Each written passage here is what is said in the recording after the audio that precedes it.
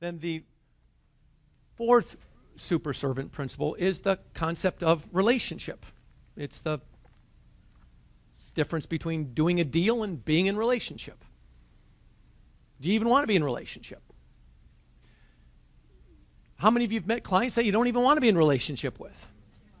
Yeah, this is a deal and we're done. And that's okay. It's like, what's your stand about relationship?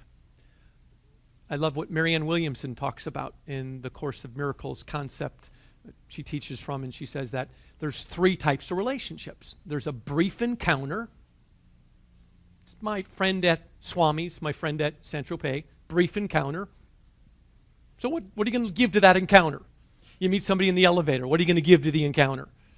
Are you going to walk away from the encounter and they feel more inspired, they feel more complete, they feel more whole? Or is the connection there just they're sharing the same space? What do you choose? How are you choosing to relate right now in this encounter? And you have a choice in every encounter. How do I want to show up in this encounter? Who's going to be present right now for this encounter? And how many of you have ever met people that you absolutely feel invisible in this current encounter? You go to the airport. You feel completely invisible in every encounter. It's the in-between world, the airport. It's like between heaven and hell. It's like people are going to or going away. And there's this lack of any relationship. And then every once in a while you sit down next to somebody and you have a cool encounter. And that was the relationship for that moment. And you walk away and your thoughts are better as a result of that encounter. And you choose that. When I travel with my daughters are always like, Dad, don't talk to her. Don't say that. Don't do that. You know, because I like to have rich encounters. Michelle knows that. When Michelle and I travel, everyone we meet, I say, watch this. Let's have a great encounter. And sometimes you meet people who don't want to have a great encounter. They want to be invisible. That was the relationship. It's over. It's complete. How many of you have gotten a lead that was just an encounter? How many of somebody walked into an open house? It's just an encounter. And it's not going to be any more than that. Then there's the second type of relationship called a sustained relationship, where you both agree to terms of a relationship. I'm going to sign this piece of paper saying that you're going to do this for me, and then I'm going to agree to do this for you. And there's a beginning, a middle, and an end. It's defined. And it's sustained. And there's enormous lessons inside the sustained relationship. You learn these lessons. You get a lot. How many of you have had clients that have taught you more about yourself than you could have ever learned in college or anywhere else? You've learned so much that they were your teachers. That's a great relationship. It may have not been a fun deal, but it was a great teaching relationship. How many of you have ever had transactions where the money was blood money? You got it and you went, don't even like the smell of that money. And it was tough. It was a tough relationship. But it's over now. Now, the third type of relationship is called a lifetime relationship. A lifetime relationship. And I love that thought, that there are relationships that can last a lifetime. Now, the trouble is, where we and I, and as the human being, we get in trouble is when we try to turn an encounter into a lifetime relationship.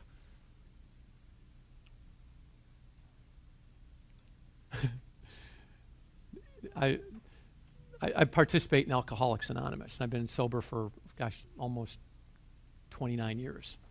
And, listen, hey, it's for the grace of God. It's a gift. And when you applaud it, I thank you, but it's not, it's just a gift. The obsession was removed from me. But we have a saying there in AA is that finding a mate in AA is like looking for a partner in bankruptcy court. Sometimes you just don't look for relationships in certain places in your life.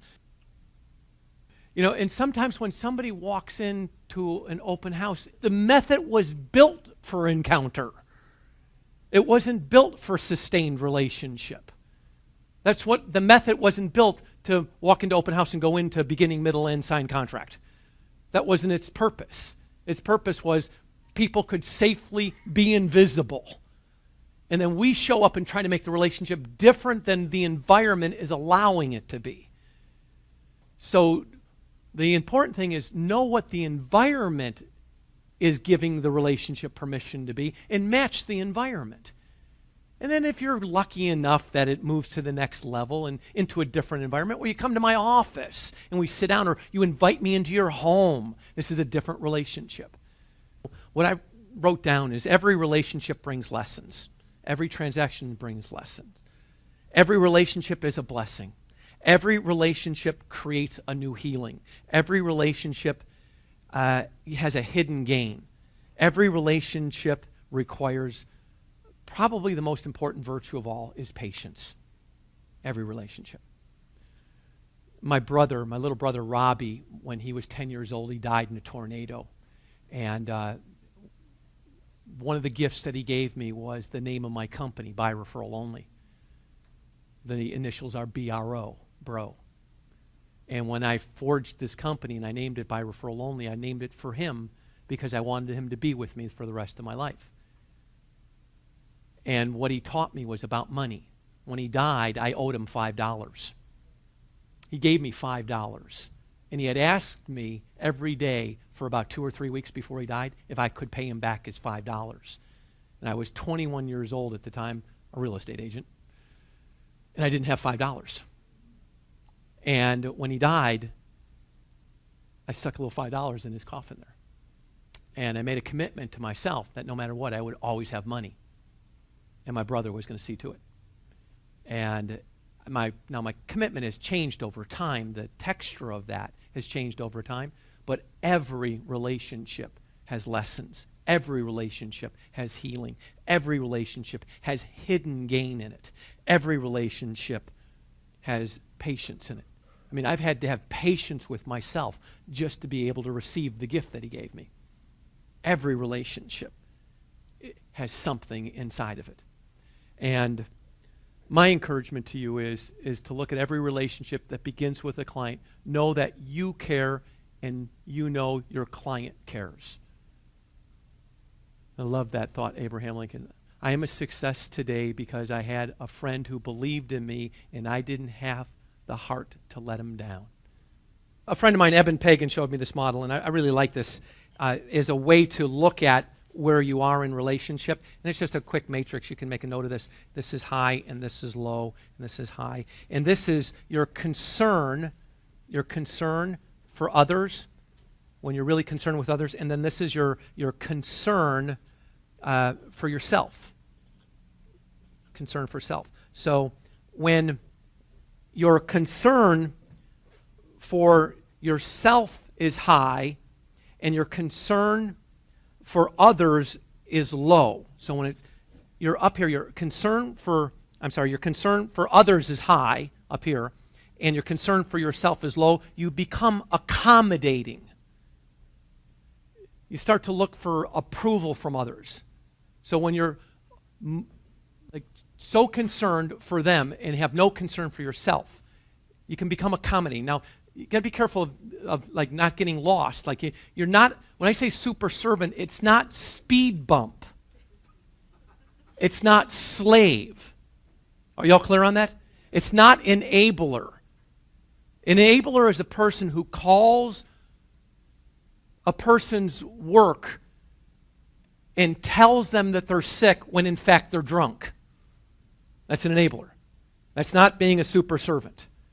There's a different meaning to that. So when your concern for others is low and your concern for yourself is low, you avoid relationship. You stay out of it. When your concern for others is low and your concern for yourself is high, you become very competitive. When you don't care about anyone else, you just care about you, all you want to do is get to the top.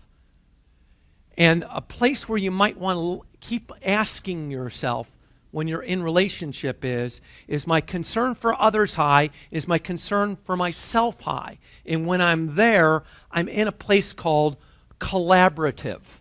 I'm collaborating. I'm in exchange. We're collaborative. There's a dynamic that's going on between the two of us. We're collaborating. what I would ask you to look at is inside your transactions, inside your relationships, how can the 5, 6, and 7 help you become more collaborative?